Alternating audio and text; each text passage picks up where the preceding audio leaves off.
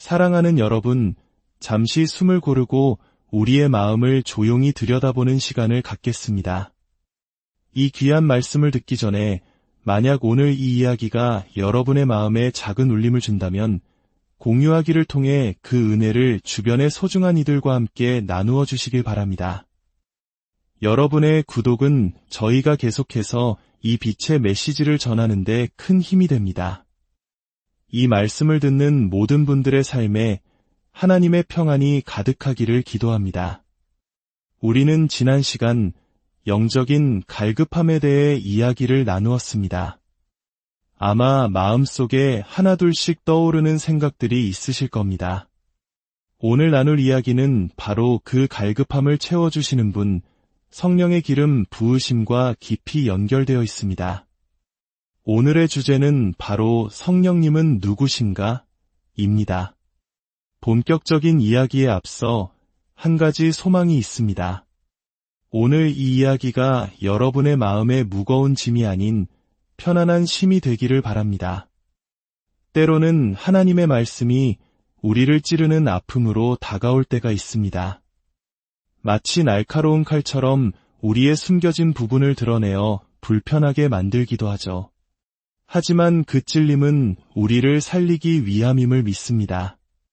오늘 그 불편함과 동시에 따스한 위로가 함께하기를 소망합니다. 우리가 앞으로 함께할 여정 속에서 자주 듣게 될 단어들이 있습니다. 성령의 임재, 성령의 기름 부으심, 성령의 은사, 그리고 성령의 열매. 이 개념들은 때로 혼란스럽게 느껴지기도 합니다. 성령님에 대한 이해는 크게 두 갈래로 나눌 수 있습니다. 첫째는 요한복음에서 이야기하는 성령님은 어떤 분이신가 하는 그분의 인격에 대한 가르침입니다. 그리고 둘째는 사도행전이 생생하게 보여주는 성령님께서 어떻게 일하시는가 하는 그분의 역사, 즉 사역에 대한 기록입니다. 우리는 앞으로 몇 주간 성령님의 인격에 초점을 맞추어 그분이 누구신지 깊이 알아가려 합니다. 이 시간 말씀을 듣는 중에, 함께 찬양하는 중에, 또 조용히 기도하는 중에 여러분의 마음 깊은 곳에서부터 뜨거움이 차오르는 역사가 일어나길 간절히 소원합니다. 성령님의 일하심을 통해 여러분의 상처가 치유되고 닫혔던 삶의 문이 활짝 열리며 살아계신 하나님을 간증하는 축복의 시간이 되기를 기도합니다. 성령의 기름 부으심에 대해 이야기할 때 우리는 자연스럽게 성령의 은사를 떠올리게 됩니다. 방언이나 예언, 신유와 같은 은사는 어쩌면 우리의 삶에 단 한 번 찾아오는 강렬한 경험일 수 있습니다. 하지만 그 놀라운 은사가 일회성 체험으로 끝나지 않고 지속적으로 하나님의 영광을 위해 쓰임받기 위해서는 반드시 성령의 기름 부으심이 매일의 삶에 흘러넘쳐야 합니다. 지난주에 나누었던 것처럼 성령의 역사는 어제 있었던 과거의 사건이 아니라 바로 오늘 이 예배의 자리에서 우리가 생생하게 경험해야 할 현재의 사건이기 때문입니다.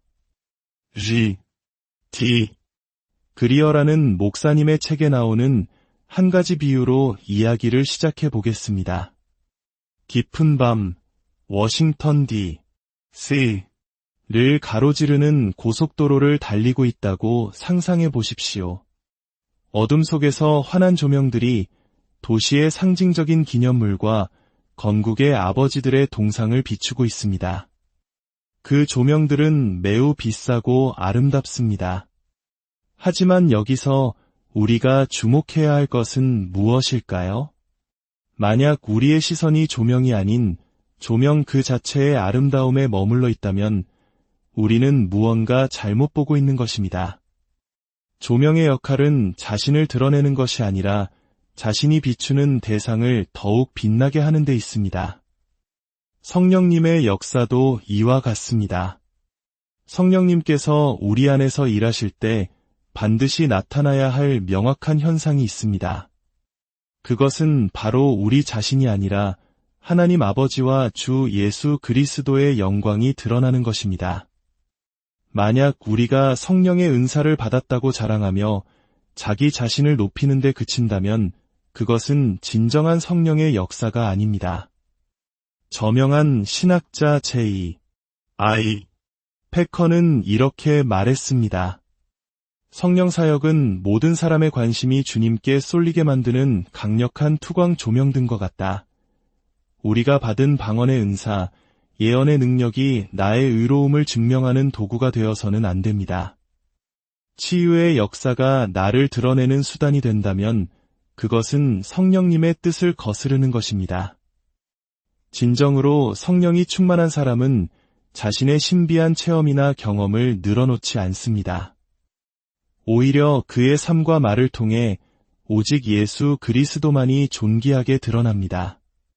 성령께서 누군가를 통해 말씀하실 때 듣는 사람들은 말하는 사람의 존재조차 잊어버리고 오직 처음부터 끝까지 예수님에 대한 생각으로 가득 차게 됩니다. 설교하는 저에게서 후광이 비친다고 말하는 것은 성령의 역사가 아닙니다. 이 자리에서 드러나야 할 분은 오직 하나님 한 분뿐입니다. 말씀과 성령의 역사는 동전의 양면과 같습니다. 우리는 말씀을 떠나서는 성령님이 어떤 분인지 제대로 알 수 없습니다. 동시에 성령님의 도우심이 없다면 우리는 말씀대로 살아갈 힘을 얻을 수 없습니다. 말씀은 성령님이 누구신지 깨닫게 하는 지침서가 되고 성령님은 우리가 그 말씀의 길을 걸어갈 수 있도록 능력을 주십니다.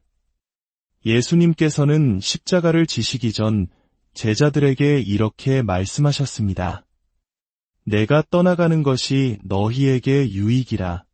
내가 떠나가지 아니하면 보혜사가 너희에게로 오시지 아니할 것이요 가면 내가 그를 너희에게로 보내리니. 그리고 부활하신 후에는 이렇게 당부하셨습니다. 너희는 위로부터 능력이 입혀질 때까지 이 성에 머물라.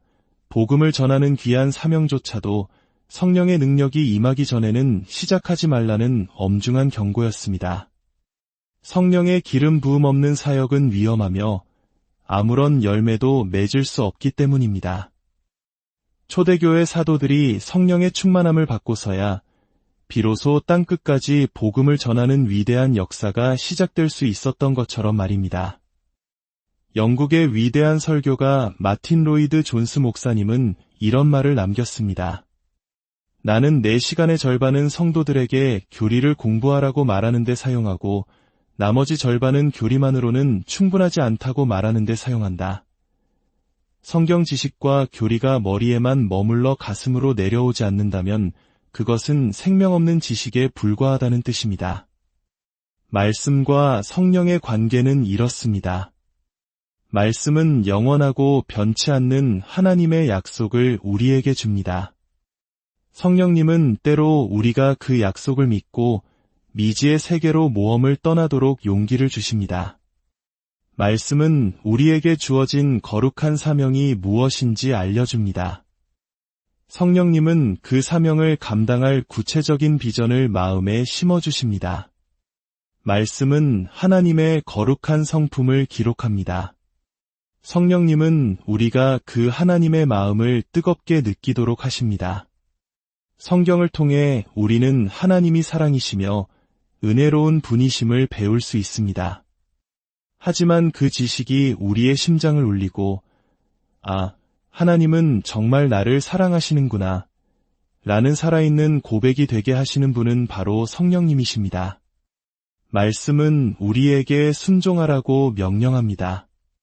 성령님은 나를 따라오렴 하고 부드럽게 손짓하며 우리를 이끄십니다. 오늘 이 시간 성령님께 여러분의 마음을 활짝 열고 이렇게 기도해 보십시오. 성령님, 제게 기름 부어 주십시오. 그 간절한 기도를 들으시고 성령께서 여러분 안에 살아 역사하실 것입니다. 이제 성령의 은사와 열매의 차이에 대해 깊이 생각해 보겠습니다. 이것은 우리의 신앙 여정에서 매우 중요한 분별입니다. 한 목사님이 집회에서 성도들에게 이렇게 요청했다고 합니다. 성령의 은사를 구하는 분은 제 왼쪽으로 서시고 성령의 열매를 구하는 분은 오른쪽으로 서십시오. 여러분이라면 어느 쪽에 서시겠습니까? 아마 대부분의 사람들이 눈에 보이는 능력, 즉 은사를 구하는 왼쪽에 서고 싶을 것입니다. 은사는 하나님께서 우리에게 주시는 강력한 무기와 같습니다. 하지만 열매는 오랜 시간 인내와 연단을 통해 맺어지는 우리의 성숙한 인격입니다. 성령의 은사가 지속적인 기름 부으심을 통해 다듬어지지 않으면 그 능력은 오히려 위험한 것이 될 수 있습니다. 구약의 요셉을 생각해 보십시오. 그는 어릴 때부터 꿈을 꾸고 해석하는 놀라운 은사를 가졌습니다. 하지만 그는 미성숙했습니다. 자신의 은사를 지혜롭게 사용하지 못하고 형들의 미움을 사서 결국 애굽의 노예로 팔려가게 됩니다. 놀라운 것은 요셉이 노예로 있을 때나 억울하게 감옥에 갇혔을 때에도 그의 은사는 사라지지 않았다는 사실입니다. 하지만 하나님은 그를 곧바로 사용하지 않으셨습니다. 만약 요셉이 고난의 시간을 통해 인내와 용서, 겸손이라는 성령의 열매를 맺지 못한 채 애굽의 총리가 되었다면 어땠을까요? 아마 자신을 팔아넘긴 형들을 만났을 때 복수의 칼을 휘둘렀을지도 모릅니다. 그러나 하나님은 오랜 고통의 시간을 통해 그의 모난 인격을 다듬으셨고 마침내 그의 은사가 성숙한 열매로 빛을 발하게 하셨습니다. 우리는 역사 속에서 놀라운 은사를 가졌던 많은 그리스도인들이 안타깝게 추락하는 모습을 보아왔습니다. 그들의 은사가 가짜였기 때문일까요? 저는 그렇게 생각하지 않습니다. 그 뜨거웠던 은사가 가짜가 아니라 그 은사를 지속적으로 붙들어줄 성령의 기름 부으심과 성숙의 과정이 부족했기 때문입니다. 성령의 기름 부으심이 없는 은사는 우리를 교만하게 만듭니다. 하나님과의 관계는 멀어지고 사람들의 칭찬과 인정에 목마른 존재가 되어버립니다. 은사를 받았다고 해서 우리가 하루아침에 완전한 사람이 되는 것은 결코 아닙니다. 오히려 그 은사를 통해 넘어지고 깨어지면서 더욱 하나님을 의지하며 성숙해져 가는 것입니다. 진정한 성령의 기름 부으심은 우리에게 참된 자유함을 줍니다. 고린도후서 3장 17절은 주의 영이 계신 곳에는 자유가 있느니라 라고 선포합니다. 이 자유는 모든 것을 내 마음대로 할 수 있는 능력이 아닙니다. 오히려 하나님께서 나를 인도하시는 그 길 안에서 만족하고 감사할 수 있는 마음의 평안입니다. 하나님께서 나를 여기까지 쓰시는구나 하는 감사함과 함께 다른 사람과 나를 비교하거나 누군가를 흉내낼 필요가 없는 자유입니다. 우리는 신앙의 위인들을 본받으려 하지만 그들의 방식을 그대로 따라하는 것은 성령님의 역사가 아닙니다. 텍사스의 한 유명한 부흥사 목사님은 설교가 절정에 이를 때마다 손가락을 동그랗게 말아 왼쪽 귀에 대는 습관이 있었다고 합니다. 그의 설교가 워낙 은혜롭다 보니 젊은 목회자들이 너도 나도 그 포즈를 따라 하기 시작했습니다. 그러나 훗날 밝혀진 사실은 그 목사님이 왼쪽 귀가 잘 들리지 않아 자신의 목소리를 더 잘 듣기 위해 취했던 행동일 뿐이었습니다. 우리는 과거의 영광에 얽매여서는 안 됩니다. 한국 교회는 1970년대와 80년대 여의도 광장을 가득 메웠던 대형 집회를 통해 놀라운 부흥을 경험했습니다. 그것은 분명 그 시대에 역사하신 하나님의 놀라운 방법이었습니다. 하지만 성령님은 어제와 똑같은 방식으로 오늘 일하지 않으십니다.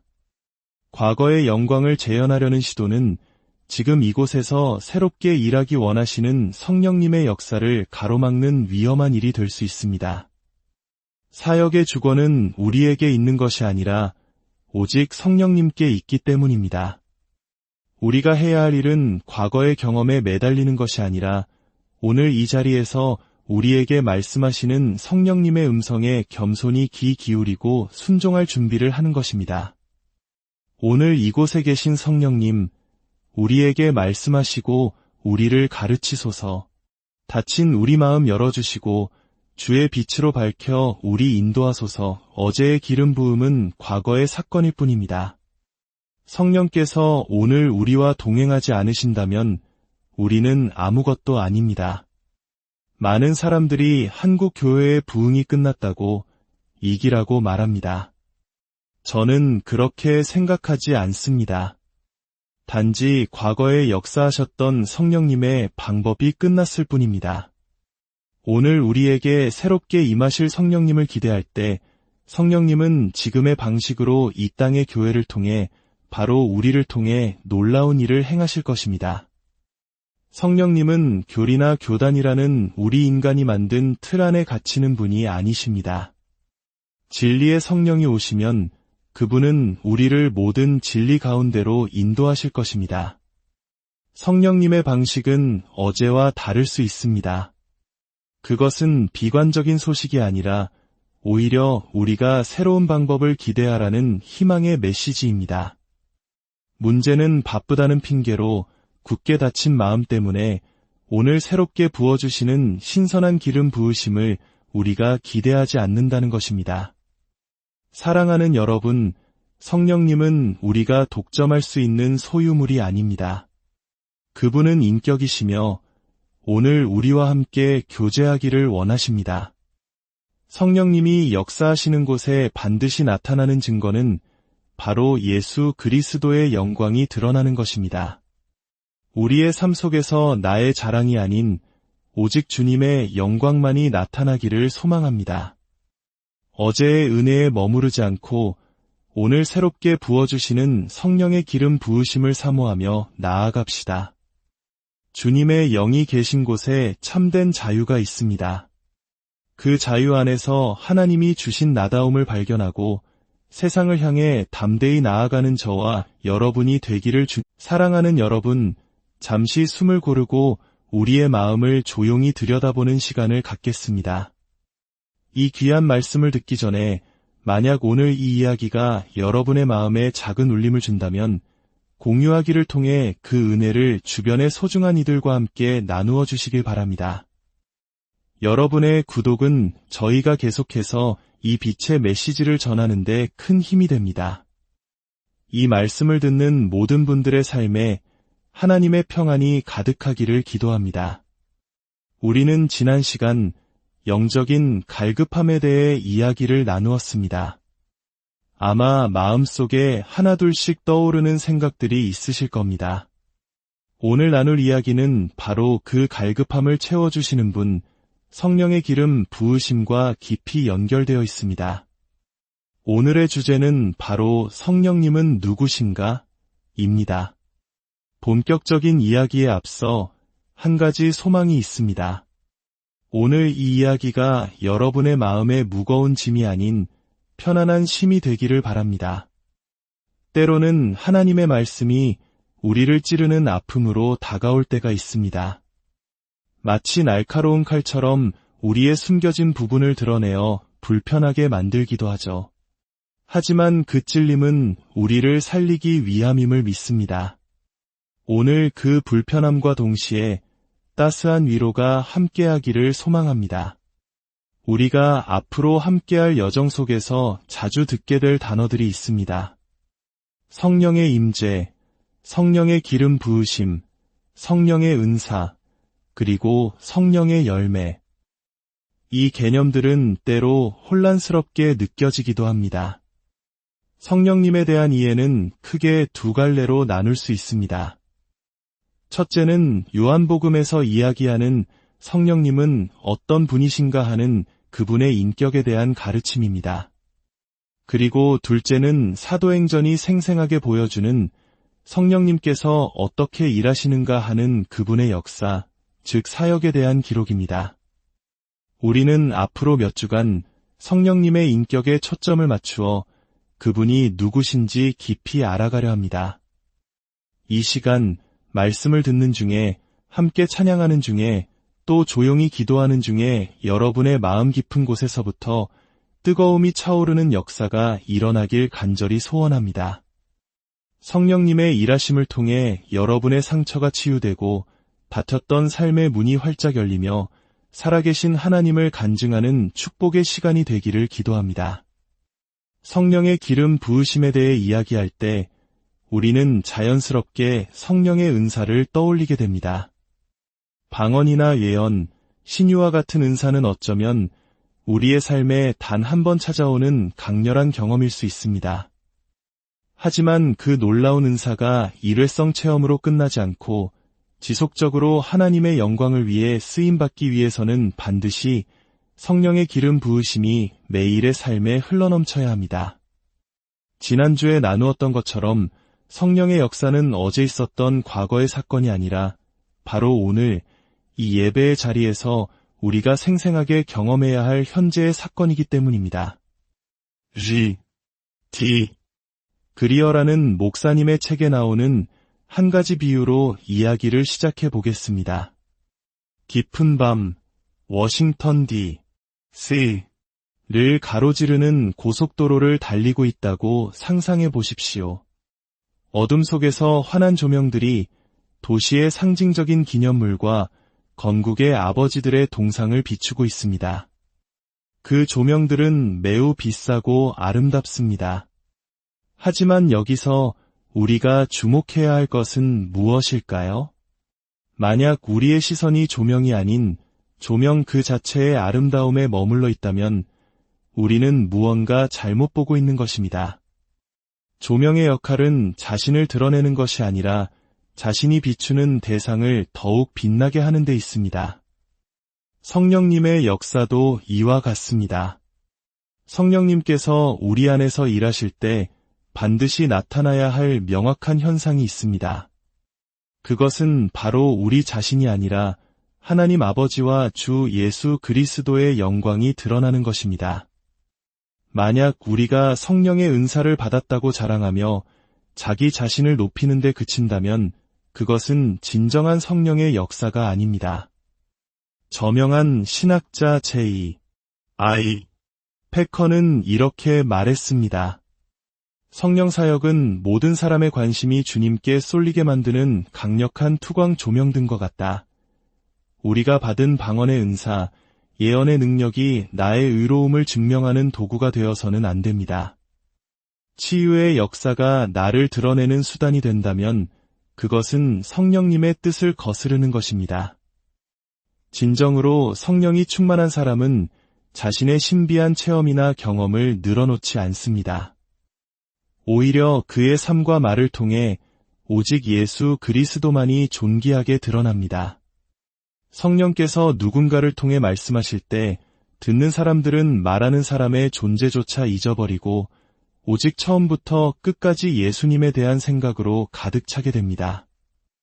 설교하는 저에게서 후광이 비친다고 말하는 것은 성령의 역사가 아닙니다. 이 자리에서 드러나야 할 분은 오직 하나님 한 분뿐입니다. 말씀과 성령의 역사는 동전의 양면과 같습니다.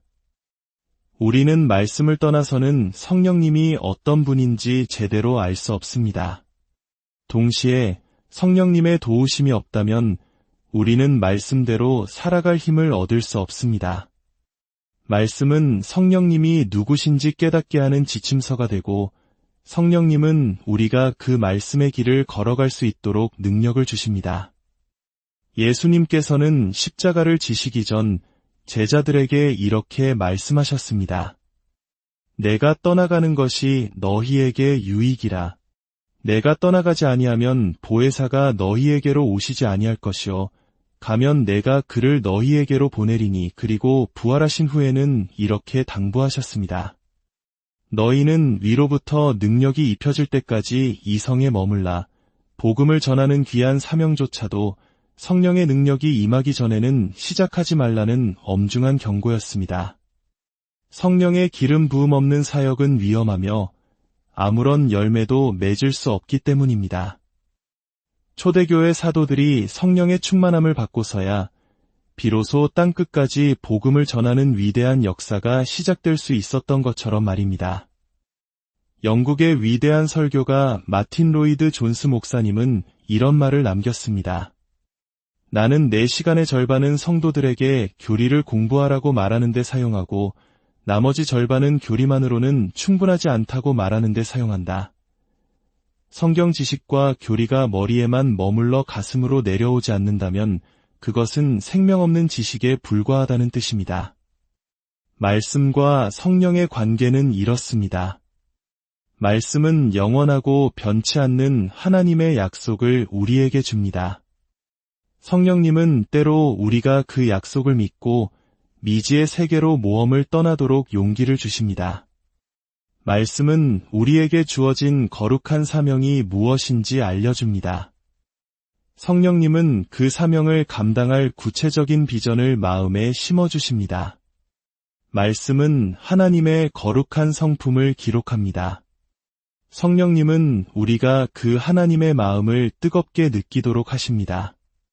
성경을 통해 우리는 하나님이 사랑이시며 은혜로운 분이심을 배울 수 있습니다. 하지만 그 지식이 우리의 심장을 울리고 하나님은 정말 나를 사랑하시는구나 라는 살아있는 고백이 되게 하시는 분은 바로 성령님이십니다. 말씀은 우리에게 순종하라고 명령합니다. 성령님은 나를 따라오렴 하고 부드럽게 손짓하며 우리를 이끄십니다. 오늘 이 시간 성령님께 여러분의 마음을 활짝 열고 이렇게 기도해 보십시오. 성령님, 제게 기름 부어 주십시오. 그 간절한 기도를 들으시고 성령께서 여러분 안에 살아 역사하실 것입니다. 이제 성령의 은사와 열매의 차이에 대해 깊이 생각해 보겠습니다. 이것은 우리의 신앙 여정에서 매우 중요한 분별입니다. 한 목사님이 집회에서 성도들에게 이렇게 요청했다고 합니다. 성령의 은사를 구하는 분은 제 왼쪽으로 서시고 성령의 열매를 구하는 분은 오른쪽으로 서십시오. 여러분이라면 어느 쪽에 서시겠습니까? 아마 대부분의 사람들이 눈에 보이는 능력, 즉 은사를 구하는 왼쪽에 서고 싶을 것입니다. 은사는 하나님께서 우리에게 주시는 강력한 무기와 같습니다. 하지만 열매는 오랜 시간 인내와 연단을 통해 맺어지는 우리의 성숙한 인격입니다. 성령의 은사가 지속적인 기름 부으심을 통해 다듬어지지 않으면 그 능력은 오히려 위험한 것이 될 수 있습니다. 구약의 요셉을 생각해 보십시오. 그는 어릴 때부터 꿈을 꾸고 해석하는 놀라운 은사를 가졌습니다. 하지만 그는 미성숙했습니다. 자신의 은사를 지혜롭게 사용하지 못하고 형들의 미움을 사서 결국 애굽의 노예로 팔려가게 됩니다. 놀라운 것은 요셉이 노예로 있을 때나 억울하게 감옥에 갇혔을 때에도 그의 은사는 사라지지 않았다는 사실입니다. 하지만 하나님은 그를 곧바로 사용하지 않으셨습니다. 만약 요셉이 고난의 시간을 통해 인내와 용서, 겸손이라는 성령의 열매를 맺지 못한 채 애굽의 총리가 되었다면 어땠을까요? 아마 자신을 팔아넘긴 형들을 만났을 때 복수의 칼을 휘둘렀을지도 모릅니다. 그러나 하나님은 오랜 고통의 시간을 통해 그의 모난 인격을 다듬으셨고 마침내 그의 은사가 성숙한 열매로 빛을 발하게 하셨습니다. 우리는 역사 속에서 놀라운 은사를 가졌던 많은 그리스도인들이 안타깝게 추락하는 모습을 보아왔습니다. 그들의 은사가 가짜였기 때문일까요? 저는 그렇게 생각하지 않습니다. 그 뜨거웠던 은사가 가짜가 아니라 그 은사를 지속적으로 붙들어줄 성령의 기름 부으심과 성숙의 과정이 부족했기 때문입니다. 성령의 기름 부으심이 없는 은사는 우리를 교만하게 만듭니다. 하나님과의 관계는 멀어지고 사람들의 칭찬과 인정에 목마른 존재가 되어버립니다. 은사를 받았다고 해서 우리가 하루아침에 완전한 사람이 되는 것은 결코 아닙니다. 오히려 그 은사를 통해 넘어지고 깨어지면서 더욱 하나님을 의지하며 성숙해져 가는 것입니다. 진정한 성령의 기름 부으심은 우리에게 참된 자유함을 줍니다. 고린도후서 3장 17절은 주의 영이 계신 곳에는 자유가 있느니라 라고 선포합니다. 이 자유는 모든 것을 내 마음대로 할 수 있는 능력이 아닙니다. 오히려 하나님께서 나를 인도하시는 그 길 안에서 만족하고 감사할 수 있는 마음의 평안입니다. 하나님께서 나를 여기까지 쓰시는구나 하는 감사함과 함께 다른 사람과 나를 비교하거나 누군가를 흉내낼 필요가 없는 자유입니다. 우리는 신앙의 위인들을 본받으려 하지만 그들의 방식을 그대로 따라하는 것은 성령님의 역사가 아닙니다. 텍사스의 한 유명한 부흥사 목사님은 설교가 절정에 이를 때마다 손가락을 동그랗게 말아 왼쪽 귀에 대는 습관이 있었다고 합니다. 그의 설교가 워낙 은혜롭다 보니 젊은 목회자들이 너도 나도 그 포즈를 따라 하기 시작했습니다.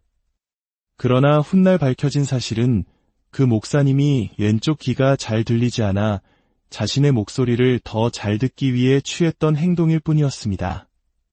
우리는 과거의 영광에 얽매여서는 안 됩니다.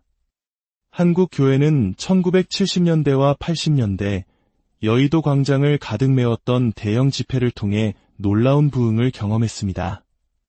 그것은 분명 그 시대에 역사하신 하나님의 놀라운 방법이었습니다. 하지만 성령님은 어제와 똑같은 방식으로 오늘 일하지 않으십니다.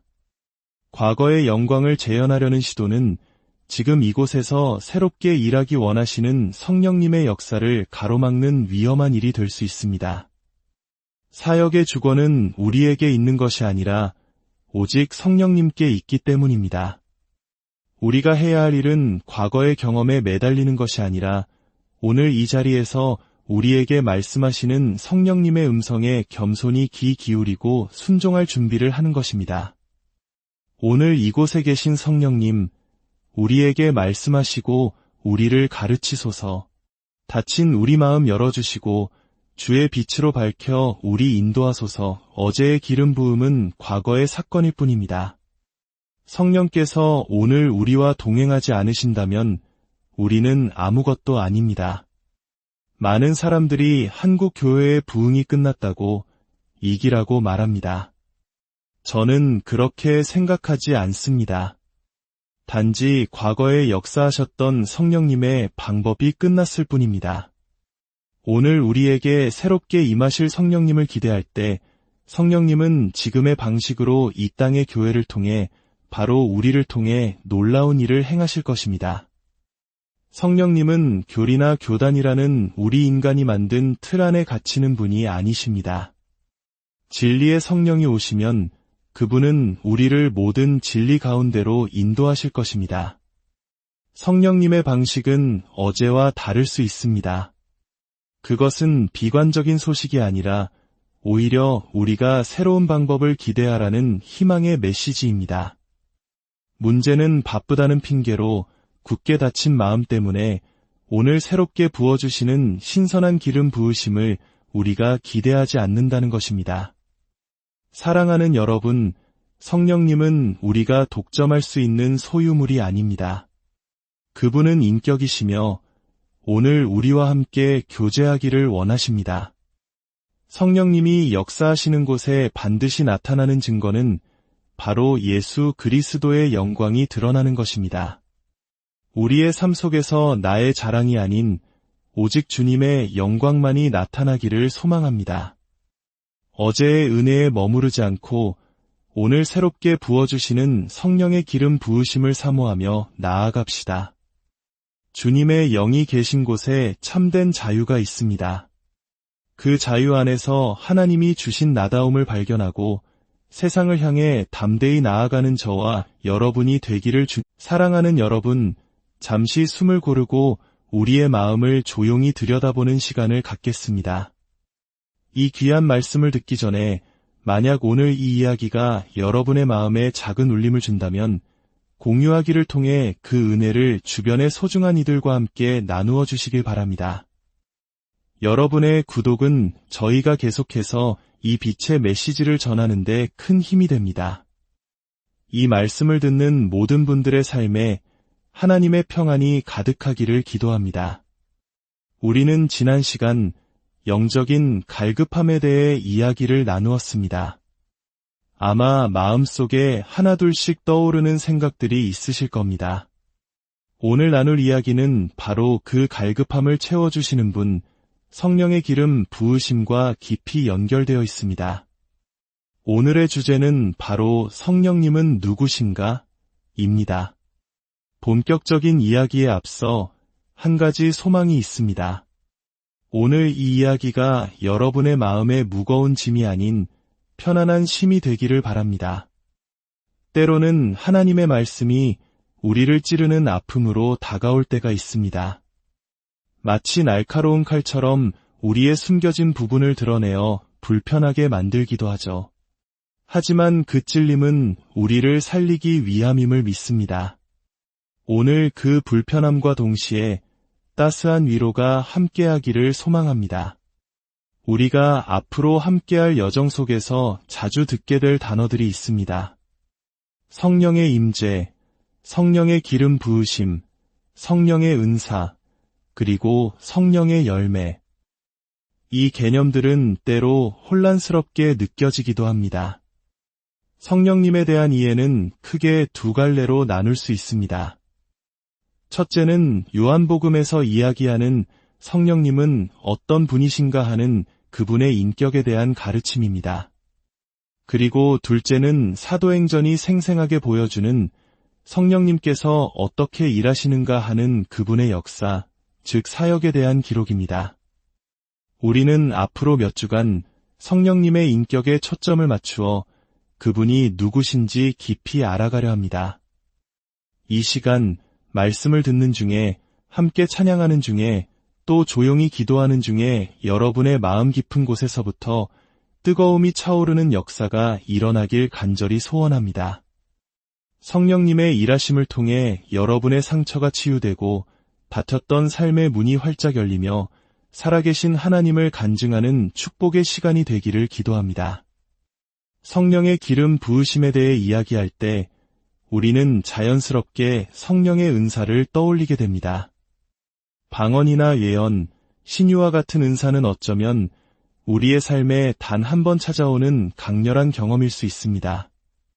하지만 그 놀라운 은사가 일회성 체험으로 끝나지 않고 지속적으로 하나님의 영광을 위해 쓰임받기 위해서는 반드시 성령의 기름 부으심이 매일의 삶에 흘러넘쳐야 합니다.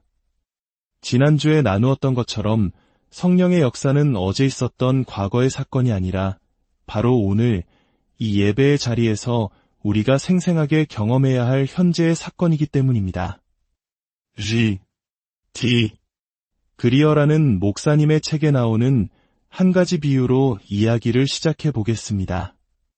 깊은 밤, 워싱턴 D.C.를 가로지르는 고속도로를 달리고 있다고 상상해 보십시오. 어둠 속에서 환한 조명들이 도시의 상징적인 기념물과 건국의 아버지들의 동상을 비추고 있습니다. 그 조명들은 매우 비싸고 아름답습니다. 하지만 여기서 우리가 주목해야 할 것은 무엇일까요? 만약 우리의 시선이 조명이 아닌 조명 그 자체의 아름다움에 머물러 있다면 우리는 무언가 잘못 보고 있는 것입니다. 조명의 역할은 자신을 드러내는 것이 아니라 자신이 비추는 대상을 더욱 빛나게 하는 데 있습니다. 성령님의 역사도 이와 같습니다. 성령님께서 우리 안에서 일하실 때 반드시 나타나야 할 명확한 현상이 있습니다. 그것은 바로 우리 자신이 아니라 하나님 아버지와 주 예수 그리스도의 영광이 드러나는 것입니다. 만약 우리가 성령의 은사를 받았다고 자랑하며 자기 자신을 높이는 데 그친다면 그것은 진정한 성령의 역사가 아닙니다. 저명한 신학자 J.I. 패커는 이렇게 말했습니다. 성령 사역은 모든 사람의 관심이 주님께 쏠리게 만드는 강력한 투광 조명등과 같다. 우리가 받은 방언의 은사, 예언의 능력이 나의 의로움을 증명하는 도구가 되어서는 안 됩니다. 치유의 역사가 나를 드러내는 수단이 된다면 그것은 성령님의 뜻을 거스르는 것입니다. 진정으로 성령이 충만한 사람은 자신의 신비한 체험이나 경험을 늘어놓지 않습니다. 오히려 그의 삶과 말을 통해 오직 예수 그리스도만이 존귀하게 드러납니다. 성령께서 누군가를 통해 말씀하실 때 듣는 사람들은 말하는 사람의 존재조차 잊어버리고 오직 처음부터 끝까지 예수님에 대한 생각으로 가득 차게 됩니다. 설교하는 저에게서 후광이 비친다고 말하는 것은 성령의 역사가 아닙니다. 이 자리에서 드러나야 할 분은 오직 하나님 한 분뿐입니다. 말씀과 성령의 역사는 동전의 양면과 같습니다. 우리는 말씀을 떠나서는 성령님이 어떤 분인지 제대로 알 수 없습니다. 동시에 성령님의 도우심이 없다면 우리는 말씀대로 살아갈 힘을 얻을 수 없습니다. 말씀은 성령님이 누구신지 깨닫게 하는 지침서가 되고 성령님은 우리가 그 말씀의 길을 걸어갈 수 있도록 능력을 주십니다. 예수님께서는 십자가를 지시기 전 제자들에게 이렇게 말씀하셨습니다. 내가 떠나가는 것이 너희에게 유익이라. 내가 떠나가지 아니하면 보혜사가 너희에게로 오시지 아니할 것이요 가면 내가 그를 너희에게로 보내리니. 그리고 부활하신 후에는 이렇게 당부하셨습니다. 너희는 위로부터 능력이 입혀질 때까지 이 성에 머물라. 복음을 전하는 귀한 사명조차도 성령의 능력이 임하기 전에는 시작하지 말라는 엄중한 경고였습니다. 성령의 기름 부음 없는 사역은 위험하며 아무런 열매도 맺을 수 없기 때문입니다. 초대교회 사도들이 성령의 충만함을 받고서야 비로소 땅끝까지 복음을 전하는 위대한 역사가 시작될 수 있었던 것처럼 말입니다. 영국의 위대한 설교가 마틴 로이드 존스 목사님은 이런 말을 남겼습니다. 나는 내 시간의 절반은 성도들에게 교리를 공부하라고 말하는 데 사용하고 나머지 절반은 교리만으로는 충분하지 않다고 말하는 데 사용한다. 성경 지식과 교리가 머리에만 머물러 가슴으로 내려오지 않는다면 그것은 생명 없는 지식에 불과하다는 뜻입니다. 말씀과 성령의 관계는 이렇습니다. 말씀은 영원하고 변치 않는 하나님의 약속을 우리에게 줍니다. 성령님은 때로 우리가 그 약속을 믿고 미지의 세계로 모험을 떠나도록 용기를 주십니다. 말씀은 우리에게 주어진 거룩한 사명이 무엇인지 알려줍니다. 성령님은 그 사명을 감당할 구체적인 비전을 마음에 심어주십니다. 말씀은 하나님의 거룩한 성품을 기록합니다. 성령님은 우리가 그 하나님의 마음을 뜨겁게 느끼도록 하십니다. 성경을 통해 우리는 하나님이 사랑이시며 은혜로운 분이심을 배울 수 있습니다. 하지만 그 지식이 우리의 심장을 울리고 하나님은 정말 나를 사랑하시는구나 라는 살아있는 고백이 되게 하시는 분은 바로 성령님이십니다. 말씀은 우리에게 순종하라고 명령합니다. 성령님은 나를 따라오렴 하고 부드럽게 손짓하며 우리를 이끄십니다. 오늘 이 시간 성령님께 여러분의 마음을 활짝 열고 이렇게 기도해 보십시오. 성령님, 제게 기름 부어 주십시오. 그 간절한 기도를 들으시고 성령께서 여러분 안에 살아 역사하실 것입니다. 이제 성령의 은사와 열매의 차이에 대해 깊이 생각해 보겠습니다. 이것은 우리의 신앙 여정에서 매우 중요한 분별입니다. 한 목사님이 집회에서 성도들에게 이렇게 요청했다고 합니다. 성령의 은사를 구하는 분은 제 왼쪽으로 서시고 성령의 열매를 구하는 분은 오른쪽으로 서십시오. 여러분이라면 어느 쪽에 서시겠습니까? 아마 대부분의 사람들이 눈에 보이는 능력, 즉 은사를 구하는 왼쪽에 서고 싶을 것입니다. 은사는 하나님께서 우리에게 주시는 강력한 무기와 같습니다. 하지만 열매는 오랜 시간 인내와 연단을 통해 맺어지는 우리의 성숙한 인격입니다. 성령의 은사가 지속적인 기름 부으심을 통해 다듬어지지 않으면 그 능력은 오히려 위험한 것이 될 수 있습니다. 구약의 요셉을 생각해 보십시오. 그는 어릴 때부터 꿈을 꾸고 해석하는 놀라운 은사를 가졌습니다. 하지만 그는 미성숙했습니다. 자신의 은사를 지혜롭게 사용하지 못하고 형들의 미움을 사서 결국 애굽의 노예로 팔려가게 됩니다. 놀라운 것은 요셉이 노예로 있을 때나 억울하게 감옥에 갇혔을 때에도 그의 은사는 사라지지 않았다는 사실입니다. 하지만 하나님은 그를 곧바로 사용하지 않으셨습니다. 만약 요셉이 고난의 시간을 통해 인내와 용서, 겸손이라는 성령의 열매를 맺지 못한 채 애굽의 총리가 되었다면 어땠을까요? 아마 자신을 팔아넘긴 형들을 만났을 때 복수의 칼을 휘둘렀을지도 모릅니다. 그러나 하나님은 오랜 고통의 시간을 통해 그의 모난 인격을 다듬으셨고 마침내 그의 은사가 성숙한 열매로 빛을 발하게 하셨습니다. 우리는 역사 속에서 놀라운 은사를 가졌던 많은 그리스도인들이 안타깝게 추락하는 모습을 보아왔습니다. 그들의 은사가 가짜였기 때문일까요? 저는 그렇게 생각하지 않습니다. 그 뜨거웠던 은사가 가짜가 아니라 그 은사를 지속적으로 붙들어줄 성령의 기름 부으심과 성숙의 과정이 부족했기 때문입니다. 성령의 기름 부으심이 없는 은사는 우리를 교만하게 만듭니다. 하나님과의 관계는 멀어지고 사람들의 칭찬과 인정에 목마른 존재가 되어버립니다. 은사를 받았다고 해서 우리가 하루아침에 완전한 사람이 되는 것은 결코 아닙니다. 오히려 그 은사를 통해 넘어지고 깨어지면서 더욱 하나님을 의지하며 성숙해져 가는 것입니다. 진정한 성령의 기름 부으심은 우리에게 참된 자유함을 줍니다. 고린도후서 3장 17절은 주의 영이 계신 곳에는 자유가 있느니라 라고 선포합니다. 이 자유는 모든 것을 내 마음대로 할 수 있는 능력이 아닙니다. 오히려 하나님께서 나를 인도하시는 그 길 안에서 만족하고 감사할 수 있는 마음의 평안입니다. 하나님께서 나를 여기까지 쓰시는구나 하는 감사함과 함께 다른 사람과 나를 비교하거나 누군가를 흉내낼 필요가 없는 자유입니다. 우리는 신앙의 위인들을 본받으려 하지만 그들의 방식을 그대로 따라하는 것은 성령님의 역사가 아닙니다.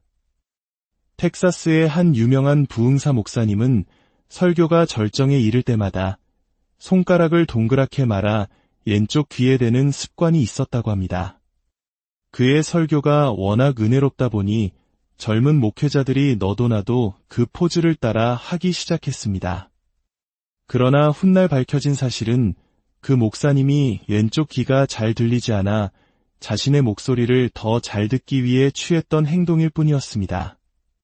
우리는 과거의 영광에 얽매여서는 안 됩니다. 한국 교회는 1970년대와 80년대 여의도 광장을 가득 메웠던 대형 집회를 통해 놀라운 부흥을 경험했습니다. 그것은 분명 그 시대에 역사하신 하나님의 놀라운 방법이었습니다. 하지만 성령님은 어제와 똑같은 방식으로 오늘 일하지 않으십니다. 과거의 영광을 재현하려는 시도는 지금 이곳에서 새롭게 일하기 원하시는 성령님의 역사를 가로막는 위험한 일이 될 수 있습니다. 사역의 주권은 우리에게 있는 것이 아니라 오직 성령님께 있기 때문입니다. 우리가 해야 할 일은 과거의 경험에 매달리는 것이 아니라 오늘 이 자리에서 우리에게 말씀하시는 성령님의 음성에 겸손히 귀 기울이고 순종할 준비를 하는 것입니다. 오늘 이곳에 계신 성령님, 우리에게 말씀하시고 우리를 가르치소서. 닫힌 우리 마음 열어주시고 주의 빛으로 밝혀 우리 인도하소서. 어제의 기름 부음은 과거의 사건일 뿐입니다. 성령께서 오늘 우리와 동행하지 않으신다면 우리는 아무것도 아닙니다. 많은 사람들이 한국 교회의 부흥이 끝났다고 이기라고 말합니다. 저는 그렇게 생각하지 않습니다. 단지 과거에 역사하셨던 성령님의 방법이 끝났을 뿐입니다. 오늘 우리에게 새롭게 임하실 성령님을 기대할 때 성령님은 지금의 방식으로 이 땅의 교회를 통해 바로 우리를 통해 놀라운 일을 행하실 것입니다. 성령님은 교리나 교단이라는 우리 인간이 만든 틀 안에 갇히는 분이 아니십니다. 진리의 성령이 오시면 그분은 우리를 모든 진리 가운데로 인도하실 것입니다. 성령님의 방식은 어제와 다를 수 있습니다. 그것은 비관적인 소식이 아니라 오히려 우리가 새로운 방법을 기대하라는 희망의 메시지입니다. 문제는 바쁘다는 핑계로 굳게 닫힌 마음 때문에 오늘 새롭게 부어주시는 신선한 기름 부으심을 우리가 기대하지 않는다는 것입니다. 사랑하는 여러분, 성령님은 우리가 독점할 수 있는 소유물이 아닙니다. 그분은 인격이시며 오늘 우리와 함께 교제하기를 원하십니다. 성령님이 역사하시는 곳에 반드시 나타나는 증거는 바로 예수 그리스도의 영광이 드러나는 것입니다. 우리의 삶 속에서 나의 자랑이 아닌 오직 주님의 영광만이 나타나기를 소망합니다. 어제의 은혜에 머무르지 않고 오늘 새롭게 부어주시는 성령의 기름 부으심을 사모하며 나아갑시다. 주님의 영이 계신 곳에 참된 자유가 있습니다. 그 자유 안에서 하나님이 주신 나다움을 발견하고 세상을 향해 담대히 나아가는 저와 여러분이 되기를 사랑하는 여러분, 잠시 숨을 고르고 우리의 마음을 조용히 들여다보는 시간을 갖겠습니다. 이 귀한 말씀을 듣기 전에 만약 오늘 이 이야기가 여러분의 마음에 작은 울림을 준다면 공유하기를 통해 그 은혜를 주변의 소중한 이들과 함께 나누어 주시길 바랍니다.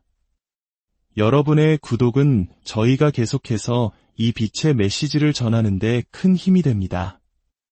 이 말씀을 듣는 모든 분들의 삶에 하나님의 평안이 가득하기를 기도합니다. 우리는 지난 시간 영적인 갈급함에 대해 이야기를 나누었습니다. 아마 마음속에 하나둘씩 떠오르는 생각들이 있으실 겁니다. 오늘 나눌 이야기는 바로 그 갈급함을 채워주시는 분, 성령의 기름 부으심과 깊이 연결되어 있습니다. 오늘의 주제는 바로 성령님은 누구신가? 입니다. 본격적인 이야기에 앞서 한 가지 소망이 있습니다. 오늘 이 이야기가 여러분의 마음에 무거운 짐이 아닌 편안한 쉼이 되기를 바랍니다. 때로는 하나님의 말씀이 우리를 찌르는 아픔으로 다가올 때가 있습니다.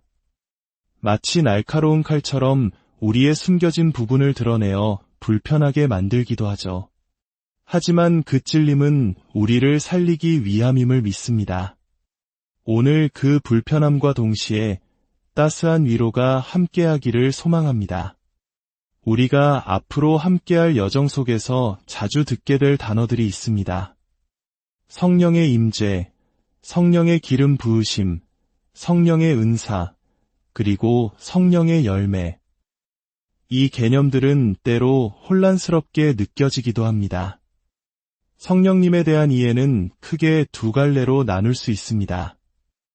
첫째는 요한복음에서 이야기하는 성령님은 어떤 분이신가 하는 그분의 인격에 대한 가르침입니다. 그리고 둘째는 사도행전이 생생하게 보여주는 성령님께서 어떻게 일하시는가 하는 그분의 역사, 즉 사역에 대한 기록입니다. 우리는 앞으로 몇 주간 성령님의 인격에 초점을 맞추어 그분이 누구신지 깊이 알아가려 합니다. 이 시간 말씀을 듣는 중에, 함께 찬양하는 중에, 또 조용히 기도하는 중에 여러분의 마음 깊은 곳에서부터 뜨거움이 차오르는 역사가 일어나길 간절히 소원합니다. 성령님의 일하심을 통해 여러분의 상처가 치유되고 닫혔던 삶의 문이 활짝 열리며 살아계신 하나님을 간증하는 축복의 시간이 되기를 기도합니다. 성령의 기름 부으심에 대해 이야기할 때 우리는 자연스럽게 성령의 은사를 떠올리게 됩니다. 방언이나 예언, 신유와 같은 은사는 어쩌면 우리의 삶에 단 한 번 찾아오는 강렬한 경험일 수 있습니다. 하지만 그 놀라운 은사가 일회성 체험으로 끝나지 않고 지속적으로 하나님의 영광을 위해 쓰임받기 위해서는 반드시 성령의 기름 부으심이 매일의 삶에 흘러넘쳐야 합니다. 지난주에 나누었던 것처럼 성령의 역사는 어제 있었던 과거의 사건이 아니라 바로 오늘 이 예배의 자리에서 우리가 생생하게 경험해야 할 현재의 사건이기 때문입니다. 그리어라는 목사님의 책에 나오는 한 가지 비유로 이야기를 시작해 보겠습니다. 깊은 밤, 워싱턴 D.C.를 가로지르는 고속도로를 달리고 있다고 상상해 보십시오. 어둠 속에서 환한 조명들이 도시의 상징적인 기념물과 건국의 아버지들의 동상을 비추고 있습니다. 그 조명들은 매우 비싸고 아름답습니다. 하지만 여기서 우리가 주목해야 할 것은 무엇일까요? 만약 우리의 시선이 조명이 아닌 조명 그 자체의 아름다움에 머물러 있다면 우리는 무언가 잘못 보고 있는 것입니다. 조명의 역할은 자신을 드러내는 것이 아니라 자신이 비추는 대상을 더욱 빛나게 하는 데 있습니다. 성령님의 역사도 이와 같습니다. 성령님께서 우리 안에서 일하실 때 반드시 나타나야 할 명확한 현상이 있습니다. 그것은 바로 우리 자신이 아니라 하나님 아버지와 주 예수 그리스도의 영광이 드러나는 것입니다. 만약 우리가 성령의 은사를 받았다고 자랑하며 자기 자신을 높이는 데 그친다면 그것은 진정한 성령의 역사가 아닙니다. 저명한 신학자 J.I. 패커는 이렇게 말했습니다. 성령 사역은 모든 사람의 관심이 주님께 쏠리게 만드는 강력한 투광 조명등과 같다. 우리가 받은 방언의 은사, 예언의 능력이 나의 의로움을 증명하는 도구가 되어서는 안 됩니다. 치유의 역사가 나를 드러내는 수단이 된다면 그것은 성령님의 뜻을 거스르는 것입니다. 진정으로 성령이 충만한 사람은 자신의 신비한 체험이나 경험을 늘어놓지 않습니다. 오히려 그의 삶과 말을 통해 오직 예수 그리스도만이 존귀하게 드러납니다.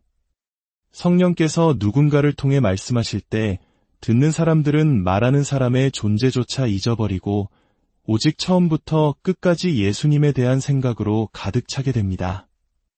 설교하는 저에게서 후광이 비친다고 말하는 것은 성령의 역사가 아닙니다. 이 자리에서 드러나야 할 분은 오직 하나님 한 분뿐입니다. 말씀과 성령의 역사는 동전의 양면과 같습니다. 우리는 말씀을 떠나서는 성령님이 어떤 분인지 제대로 알 수 없습니다. 동시에 성령님의 도우심이 없다면 우리는 말씀대로 살아갈 힘을 얻을 수 없습니다. 말씀은 성령님이 누구신지 깨닫게 하는 지침서가 되고 성령님은 우리가 그 말씀의 길을 걸어갈 수 있도록 능력을 주십니다. 예수님께서는 십자가를 지시기 전 제자들에게 이렇게 말씀하셨습니다. 내가 떠나가는 것이 너희에게 유익이라. 내가 떠나가지 아니하면 보혜사가 너희에게로 오시지 아니할 것이요 가면 내가 그를 너희에게로 보내리니. 그리고 부활하신 후에는 이렇게 당부하셨습니다. 너희는 위로부터 능력이 입혀질 때까지 이 성에 머물라.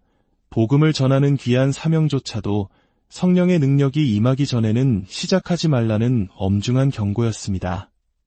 성령의 기름 부음 없는 사역은 위험하며 아무런 열매도 맺을 수 없기 때문입니다. 초대교회 사도들이 성령의 충만함을 받고서야 비로소 땅끝까지 복음을 전하는 위대한 역사가 시작될 수 있었던 것처럼 말입니다. 영국의 위대한 설교가 마틴 로이드 존스 목사님은 이런 말을 남겼습니다. 나는 내 시간의 절반은 성도들에게 교리를 공부하라고 말하는 데 사용하고 나머지 절반은 교리만으로는 충분하지 않다고 말하는 데 사용한다. 성경 지식과 교리가 머리에만 머물러 가슴으로 내려오지 않는다면 그것은 생명 없는 지식에 불과하다는 뜻입니다. 말씀과 성령의 관계는 이렇습니다. 말씀은 영원하고 변치 않는 하나님의 약속을 우리에게 줍니다. 성령님은 때로 우리가 그 약속을 믿고 미지의 세계로 모험을 떠나도록 용기를 주십니다. 말씀은 우리에게 주어진 거룩한 사명이 무엇인지 알려줍니다. 성령님은 그 사명을 감당할 구체적인 비전을 마음에 심어주십니다. 말씀은 하나님의 거룩한 성품을 기록합니다. 성령님은 우리가 그 하나님의 마음을 뜨겁게 느끼도록 하십니다. 성경을 통해 우리는 하나님이 사랑이시며 은혜로운 분이심을 배울 수 있습니다.